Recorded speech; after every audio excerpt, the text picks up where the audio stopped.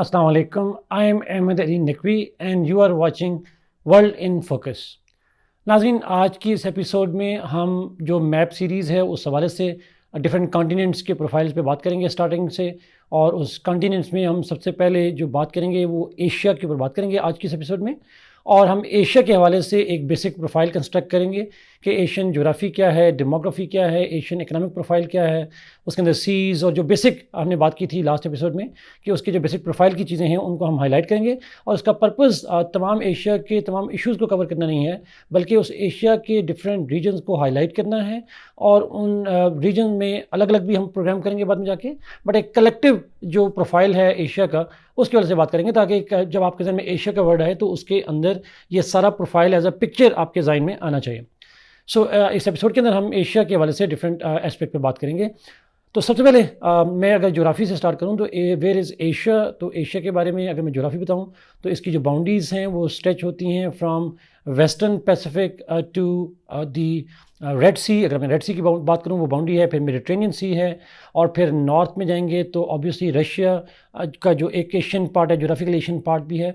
और kind of हम कह सकते हैं कि जो ब्लैक सी है और उधर से जो कैस्पियन सी है, ये सारी वो जो बाउंड्रीज़ हैं जो आती हैं उस साइड पे। साउथ में आऊँ तो साउथ में अगर हम बात करें तो जो इंडियन ओशन है वो एशिया के साउथ में है, and that is also the boundary of Asia. तो हम कह सकते हैं कि एशिया के साउथ और ईस्ट में दो ओशंस हैं, इंडियन ओशन और पैसिफिक ओशन। नॉर्थ में अगर हम रशिया की बाउंड्री को ऐड करें तो ऑब्वियसली आर्कटिक रीजन भी आ जाता है, और वेस्ट में अगर बात करें तो मेडिटेरेनियन सी जो है वो बाउंड्री बन जाता है, और साथ में यूरोप भी आ जाता है। तो एशिया की ये जोग्राफिकल लोकेशन थी। बट अगर हम बात करें इसकी प्रोफाइल की तो इंडियन जो एशिया है it is world's largest continent in terms of population. ये दुनिया की पॉपुलेशन सबसे ज़्यादा है इसके अंदर जाके, तो लार्जेस्ट भी है। एंड ऑब्वियसली एशिया के जो है और भी बहुत सारी इंपॉर्टेंसेस हैं। तो वन बाय वन हम सारे इशूज़ पे बात करेंगे। सबसे पहले हम इसकी बात करते हैं इसकी। तो सबसे पहले डेमोग्राफी की बात करते हैं नाज़रीन। एशिया, जैसे मैंने कहा कि ये लार्जेस्ट प्लैनेट है इन terms of territory. 1/3 of the land mass जो है प्लैनेट अर्थ का उसके ऊपर मुश्तमिल है एशिया। और अगर मैं आबादी की बात करूँ तो इसकी जो आबादी है वो तकरीबन 4.7 बिलियन लोगों पर मुश्तमिल है, विच इज़ अगेन आलमोस्ट जो है वो हाफ से ज़्यादा आबादी है प्लैनेट अर्थ की जो कि एशिया के अंदर मौजूद है। इसमें टॉप पॉपुलेटेड जो पॉपुलेशंस हैं, हम जानते हैं कि China, India world largest population है, एशिया की भी लार्जेस्ट है, चाइना जैसा मुल्क भी है, फिर इस तरीके से पाकिस्तान है, बांग्लादेश है, जापान है, इस तरह की और बहुत सी स्टेट्स हैं जो कि पॉपुलेशन के लिहाज से बहुत बड़ी स्टेट्स हैं। इसी तरीके से नाज़रीन अगर मैं इसकी बात करूं तो इनके अंदर डाइवर्सिटी की बात करूं, इनकी रिलीजियस डाइवर्सिटी की बात करूं तो एशिया के अंदर बहुत सारे रिलीजन मौजूद हैं। In fact it is the birth place of the top religion like Islam, Christianity, Judaism, Hinduism, Buddhism etcetera etcetera. और इन तमाम रिलीजन्स में जो एशिया में मौजूद हैं उनकी प्रोफाइल के साथ अगर मैं आबादी के लिहाज से बात करूं तो जो largest in terms of population religion है इट इज़ इस्लाम। जो इस्लाम है उसके जो मानने वाले हैं एशिया के अंदर उनकी तादाद 1 बिलियन से ज़्यादा है। और उसके बाद अगर मैं बात करूं तो जो एशिया के अंदर 23 के करीब, 23 के करीब जो है वो मुस्लिम मेजॉरिटी स्टेट्स भी अब मौजूद हैं। बट ऑब्वियसली इसमें बुद्धिज़्म के स्टेट्स भी हैं, हिंदुज़म में जैसे इंडिया है, शिंटोइज़म जो है वो जापान के अंदर है, तो बहुत सारे रिलीजन और भी मौजूद हैं, but Islam is the dominant religion in this part of the world. फिर इंटरेस्टिंग बात यह है नाज़रीन कि जो एशिया है it has the longest coast line compared to any other continent on this planet, and similarly it has the highest levels and the lowest points on the surface of earth। जो altitude के लिहाज से highest point भी हैं और जो lowest point भी हैं planet earth के, they are based in Asia। तो ये किसकी एक जोग्राफिकल जो है वो एक इंपॉर्टेंस बन जाती है। अब आते हैं इकोनॉमी के ऊपर। अगर मैं इकॉनमी की बात करूँ नाज़रीन तो इट इज़ जनरली बिलीव कि जो 20th सेंचुरी थी that was the century of west and Europe, but 21st century जो है it is the century of Asia. And one of the reason why it is called the century of Asia is because of its economic strength and the rise of economies in Asia. Within Asia obviously बात है different reason है जिनका अगर हम बात में करेंगे, but Asia के अंदर जो लार्जेस्ट इकॉनमी एशियन है वो ऑब्वियसली चाइनीज़ है जो कि ग्लोबली सेकंड पे है। एशिया की जो सेकंड लार्जेस्ट इकॉनमी है जापान है जो ग्लोबली थर्ड पे है, और इसी तरीके से जो थर्ड लार्जेस्ट इकॉनमी है एशिया की दैट इज़ इंडिया जो कि ग्लोबली फिफ्थ लार्जेस्ट इकॉनमी बनती है। इसके अंदर जो एशिया है it is rapidly industrialising. Historically Asia के अंदर जो स्टेट्स थी they were not industrialise states, but over the period of time हम देखते हैं कि जो एशियन स्टेट्स हैं उनके यहाँ इंडस्ट्रियलाइजेशन ग्रो करी, और खासकर जो ईस्ट एशिया है that is rapidly industrialising. But besides industrialisation organisation it is also rich in agriculture, जैसे India, Pakistan, China, Bangladesh, they are rich in agriculture as well. Besides that हम जानते हैं कि जो east Asia particularly it is also the hub of the global tourism. Tourism भी है, fisheries भी है, डिफरेंट काइंड ऑफ जो रिसोर्सेज हैं वो उसकी इकॉनमी के डिफरेंट सेक्टर्स जो हैं वो बड़े इंपॉर्टेंट हैं यहाँ पे. But at the same time हम जानते हैं कि इस रीजन के अंदर बहुत सारे प्रॉब्लम्स भी हैं इकोनॉमिक सेंस में, और सबसे बड़ा प्रॉब्लम जो एशिया के अंदर है वो है पॉवर्टी, अनएम्प्लॉयमेंट, बैकवर्डनेस है, टेक्नोलॉजी और इकोनॉमिक्स की जो अनइवन डिस्ट्रीब्यूशन है, इंट्रा स्टेट भी और रीजनल जो डिस्पैरिटीज़ हैं वो भी एशिया के अंदर मौजूद हैं, और वो भी एक इकोनॉमिक फैक्टर है इन this part of the world. अब आते हैं थोड़ा पॉलिटिकल सिस्टम्स के ऊपर. जो फॉर्म्स ऑफ गवर्नमेंट है वो क्या है.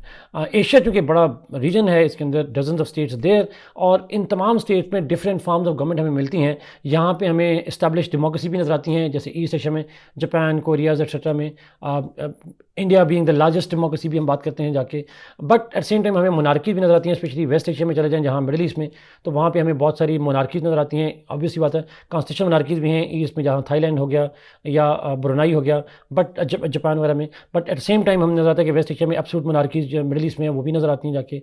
और कुछ हाइब्रिड रिजीम भी है, जैसे पाकिस्तान हो गया, बांग्लादेश हो गया, जहाँ पे जो है वो एक डेमोक्रेटिक ग्रोथ तो हो रही है बट अथॉरिटेरियन एलिमेंट्स जो हैं वो भी मौजूद हैं जाके. तो मिक्स सिस्टम भी मौजूद है. तो इस रीजन के अंदर जो है वो डिफरेंट है. इसी के with in democracies parliamentary system भी हैं, प्रेसिडेंशियल भी फॉर्म ऑफ गवर्नमेंट है, फेडरेशन भी हैं, यूनिटीज़ भी हैं. तो एक वैरायटी ऑफ जो है वो पॉलिटिकल सिस्टम मौजूद है इस पार्ट ऑफ द वर्ल्ड के अंदर. अब नाज़रीन अगला पॉइंट पे जाएंगे तो इस के अंदर जो है वो मेजर सीज़ कौन से हैं, मेजर गल्फ्स और सीज़ कौन सी हैं. तो इस रीजन के अंदर दुनिया के बहुत सिग्निफिकेंट सीज़ हैं. एक तो वो जहाँ पे हम रहते हैं जिसको अरेबियन सी कहते हैं. बिसाइड्स दैट जो रेड सी है वो भी बाउंड्री है एशिया और अफ्रीका के दरमियान में. इस तरीके से कैस्पियन सी की बात की जाती है, मेडिटेरेनियन सी भी बॉर्डर लगता है यहाँ पे जाके, ब्लैक सी है यहाँ पे, येलो सी ईस्ट एशिया में आ जाएगा, साउथ चाइना सी बहुत इंपॉर्टेंट है. तो इस तरह बहुत सारे सीज़ हैं इस रीजन के अंदर जो कि अपनी एक जियो political and Jio economic importance जो है वो रखते हैं यहाँ पे जाके. बिसाइड्स द सीज़ अगर मैं बात करूँ तो यहाँ पे बहुत सारी स्ट्रेट्स और कैनाल्स भी हैं, और जो डिफरेंट स्टेट्स और कैनाल्स हैं, because Asia is a economic power house of the world, और यहाँ से दुनिया में सबसे ज़्यादा ट्रेड करने वाला रीजन भी एशिया ही है. तो एशिया से जब ट्रेड गुजरती है तो ऑब्वियसली बात है उनके अंदर different canals they have a very significant importance. Choke point बहुत इंपॉर्टेंट है, स्टेट्स बहुत इंपॉर्टेंट है. अगर मैं उनमें से इंपॉर्टेंट लूँ तो obviously Malacca strait is the busiest trade route in the world. उसके बाद हम बात करें तो हॉर्मज़ स्ट्रेट भी है, इसी तरीके से बाब अल मंदेब है, स्वेज़ कैनाल है, बेरिंग स्ट्रेट है, और भी बहुत सारी इस तरीके से स्ट्रेट्स और कैनाल मौजूद हैं. और उनमें से कुछ कैनाल्स तो प्रपोज भी हैं जैसे थाईलैंड में और टर्की के अंदर जाके. अब आते हैं इसके सब रीजन्स कौन से हैं. एशिया के अंदर मैं बात करूं तो 5 बड़े रीजन्स हैं जो कि बड़ी इंपॉर्टेंस रखते हैं जियो पॉलिटिक्स में, ग्लोबल पॉलिटिक्स में, ग्लोबल इकॉनमी में. उनमें अगर मैं एक ख़ास डायरेक्शन से स्टार्ट करूं वेस्ट से, तो मिडिल ईस्ट जिसको वेस्ट एशिया भी हम कहते हैं वो एक रीजन आता है, और उसके अंदर भी ऑब्वियसली गल्फ वगैरह के रीजन आ जाते हैं. Then there is a South Asia जिसके अंदर हम रहते हैं, साउथ एशिया रीजन के अंदर. और फिर हम बात करते हैं जो आसियान रीजन है या साउथ ईस्ट एशियन रीजन है, वो भी एक इंपॉर्टेंट रीजन है. फिर अगर हम नॉर्थ पे जाएँ तो ईस्ट एशिया जिसमें जापान, कोरिया, चाइना वगैरह आ जाते हैं, वो भी बड़ा इंपॉर्टेंट रीजन है. फिर सेंट्रल एशिया बहुत इंपॉर्टेंट रीजन है जाके. और लास्टली अगर मैं बात करूँ तो रशिया को भी हम इसके अंदर पार्ट में शामिल कर सकते हैं जाके. तो ये 5-6 मेन इंपॉर्टेंट रीजन्स हैं जो बड़े इंपॉर्टेंट हैं. इन्हीं रीजन्स के ऊपर हम जो है वो इनके इंटरनल जोग्राफिकल मैप्स के ऊपर अलग से भी बात करेंगे इन लेटर एपिसोड्स. अब आते हैं नाज़रीन के जो मेजर ऑर्गेनाइजेशंस यहाँ पे कौन सी हैं. तो इस रीजन के अंदर अगर हम बात करें तो बहुत सारी ऑर्गेनाइजेशन मौजूद हैं. मैं रीजनल ऑर्गेनाइजेशन की बात कर रहा हूँ, ग्लोबल में तो ये सारी स्टेट्स हैं ही हैं, बट रीजनल सेंस में बात करूँ तो बहुत इंपॉर्टेंट में आसियान बहुत इंपॉर्टेंट ऑर्गेनाइजेशन है यहाँ पे. सार्क बहुत इंपॉर्टेंट ऑर्गेनाइजेशन है. इसी तरह से अरब लीग इस रीजन के अंदर बहुत इंपॉर्टेंट ऑर्गेनाइजेशन है. गल्फ कोऑपरेशन काउंसिल या GCC बड़ी इंपॉर्टेंट है. शंघाई कोऑपरेशन ऑर्गेनाइजेशन भी इस रीजन के अंदर आ जाती है, that's very very significant one. फिर ECO बड़ी इंपॉर्टेंट है, इकोनॉमिक कोऑपरेशन ऑर्गेनाइजेशन. और इसी तरीके से बहुत से और भी इनिशिएटिव्स हैं यहाँ पे, चाहे वो बिम्स्टेक हो या और भी इस तरह के जो स्टेट्स हैं वो मौजूद हैं यहाँ पे. ग्लोबल ऑर्गेनाइजेशन का भी ये पार्ट हैं, बट रीजनल ऑर्गेनाइजेशन का मैंने जिक्र किया वो भी मौजूद हैं. इनमें अगर आप और करें तो इसके अंदर आपको सिक्योरिटी भी नज़र आएगी, इकोनॉमिक कोलैबोरेशन भी नज़र आएगी, सोशो कल्चरल भी नज़र आएगी. तो डिफरेंट किस्म की जो नेचर ऑफ वर्क है ऑर्गेनाइजेशन का वो यहाँ पे मौजूद है, और वो बड़ी इंपॉर्टेंट ऑर्गेनाइजेशन रोल प्ले करती हैं जाके.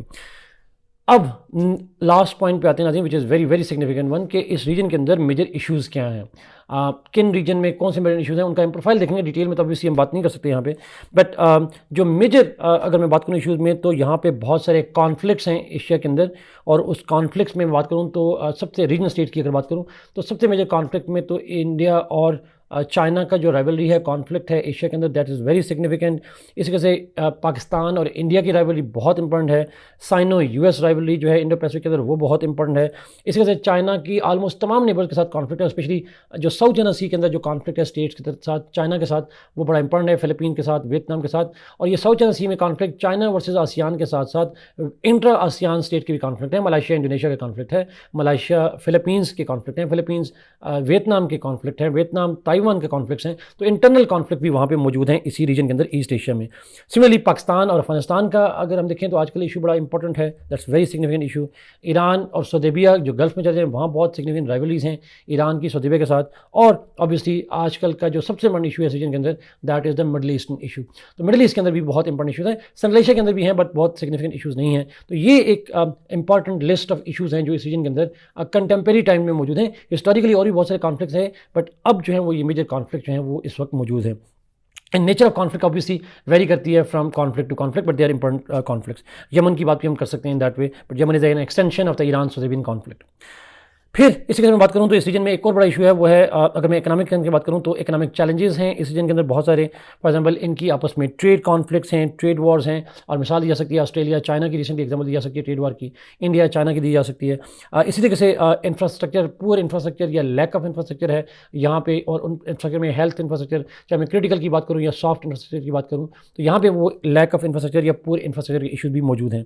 फिर पॉवर्टी, अनएम्प्लॉयमेंट, और साथ ही इनसे एसोसिएटेड जो मैंने कहा कि जो ह्यूमन डेवलपमेंट के ब्रॉड इश्यूज़ हैं, वो इस रीजन के अंदर बहुत इंपॉर्टेंट इश्यूज़ मौजूद हैं। फिर मैं थोड़ा सा पॉलिटिकल बातों में आऊँ तो पॉलिटिकल भी इंस्टेबिलिटी है यहाँ पे। कुछ स्टेट्स हैं जो कि डिस्टेबलाइजिंग स्टेट्स हैं, इंटरनल राइवलरीज, कॉन्फ्लिक्ट्स और वॉर्स के लिहाज से। फॉर एग्जांपल पाकिस्तान की पॉलिटिकल इंस्टेबिलिटी एक बड़ा एक इंपॉर्टेंट इशू है। अगर मैं बात करूँ तो यहाँ पे हम देखते हैं कि सीरिया के अंदर सिविल वॉर रिसेंट पास तक होती रही, यमन के अंदर कॉन्फ्लिक्ट, इंटरनल पॉलिटिकल इंस्टेबिलिटी रही वहाँ पे। इस तरीके से बहुत सारे और रीजन हैं जहाँ पे इंटरनल पॉलिटिकल इशूज़ जो हैं वो बड़े सिग्निफिकेंट हैं। इंडिया के अंदर हम देखते हैं कि बहुत सारे कॉन्फ्लिक्ट इस तरह के रहे हैं। इन्हीं कॉन्फ्लिक्ट की अगर मैं नेचर पे जाऊँ तो इनमें जो प्रीडोमिनेंट इशूज़ आते हैं वो एथनिक और किसी हद तक रिलीजियस इशूज़ भी हैं। एथनिक इशूज़ की अगर मैं बात करूँ तो बहुत इंपॉर्टेंट इशूज़ में कुर्दिश प्रॉब्लम यहाँ पे बहुत इंपॉर्टेंट है, रोहिंग्या मुस्लिम का इशू बड़ा इंपॉर्टेंट है, अफगानिस्तान का कॉन्फ्लिक्ट भी एथनिक कॉन्फ्लिक्ट के सेंस में लिया जा सकता है, यमन के अंदर हाउदीज़ और जो बाकी कॉन्फ्लिक्ट है वो सेक्टेरियन नेचर के साथ साथ एथनिक नेचर की कॉन्फ्लिक्ट वहाँ भी मौजूद है, और इंडिया के अंदर भी एक एथनिक कॉन्फ्लिक्ट जो है वो बहरहाल मौजूद है वहाँ पर जाकर।